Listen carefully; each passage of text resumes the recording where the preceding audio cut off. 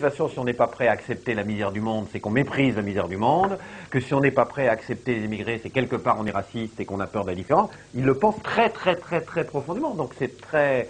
c'est pour ça que je respecte leur opinion et j'admets sa générosité. Il y en a d'autres qui, parce qu'ils se sont ralliés au pancapitalisme international avec sa rudeur, son inégalité, son exclusion, etc., ont besoin parallèlement de dire ça pour dire oui, mais attendez, ça ne veut pas dire qu'on est devenu totalement à droite. La preuve, regardez, on est pour l'ouverture des frontières. Il se trouve que ça tombe bien, car l'ouverture des frontières, c'est l'intérêt des grands capitalistes. C'est en effet l'intérêt, rentrer, comme ça on pourra avoir des bas salaires, on pourra remettre en cause les acquis sociaux, on pourra faire de la précarité. Donc ça tombe bien, d'une certaine manière. Ça permet de faire semblant d'être gauchiste tout en allant dans le sens de la mondialisation néolibérale. Si le chômage n'existait pas, l'ultralibéralisme l'inventerait.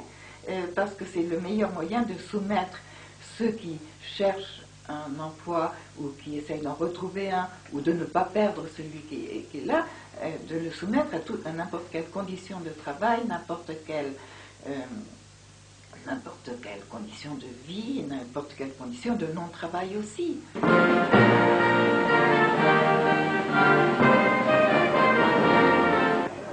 Organisons la résistance.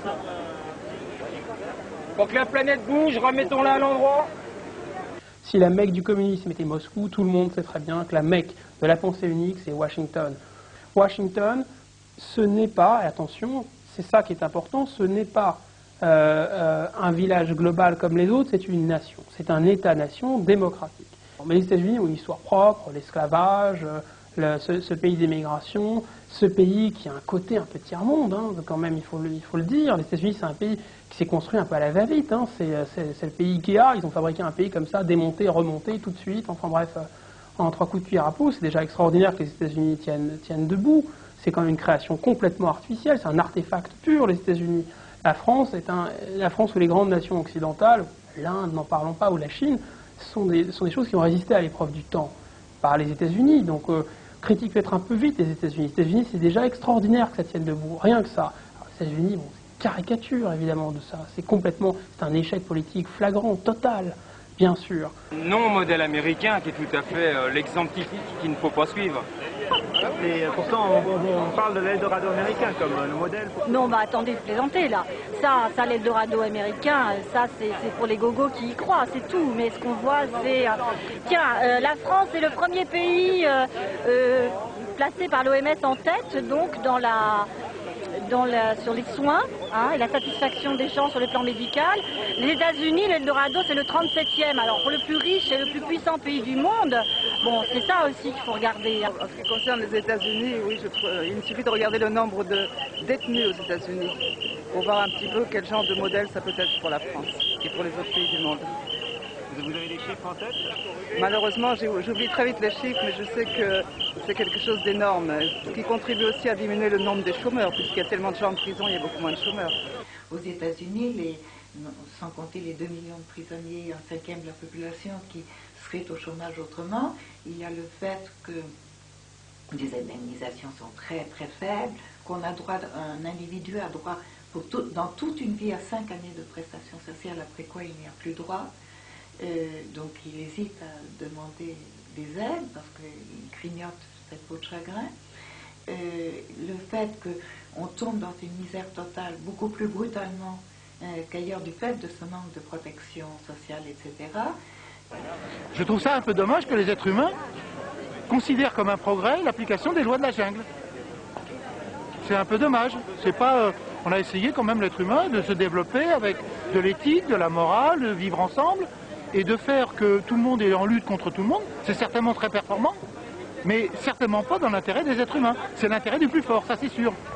C'est quand même un peu sur un volcan, mais je pense que ce qu'ils vivent est très dur. Il n'y a pas de solidarité. C'est assez bien organisé pour ça, ne serait-ce que le melting pot qui mêle pas du tout. Le peuple américain a décidé librement de poursuivre cette politique. Le peuple américain a décidé librement de réduire la taille de son gouvernement, de réduire ses déficits et d'abandonner la gestion en partie d'ailleurs seulement, la gestion de son économie aux fonds de pension qu'ils ont créés, etc. Les États-Unis ont décidé de recréer ces communautés, ces espèces de ghettos culturels, avec d'un côté l'affirmative action, de l'autre côté les émeutes. C'est le choix, erroné, certes, mais c'est leur choix. Le problème de la pensée unique, et c'est pour ça, c'est le cœur de c'est comme ça que se définit la pensée unique, c'est de dire qu'il n'y aurait pas d'autre choix que ça. Et pourtant, les gens ont tendance à penser à l'Amérique comme étant l'Eldorado de la société du futur. Oui, mais c'est pour ceux qui veulent faire croire qu'il y a encore des mirages. Et ceux qui croient encore aux mirages, qui croient aux miracles, qui croient aux magiciens, eh ben, qu'ils aillent en Amérique. On les laisse partir. Pourtant, bon, moi, je suis pas anti-rien d'un modèle. Ce que je voudrais pas, c'est qu'on me l'impose. Et ben, manifestement, on est en train de me l'imposer. Ceci dit, bon, ben, c'est ce qu'il y a 10 ans, on l'appelait l'impérialisme. Maintenant, on n'a plus vraiment le droit de le dire, parce que, bon...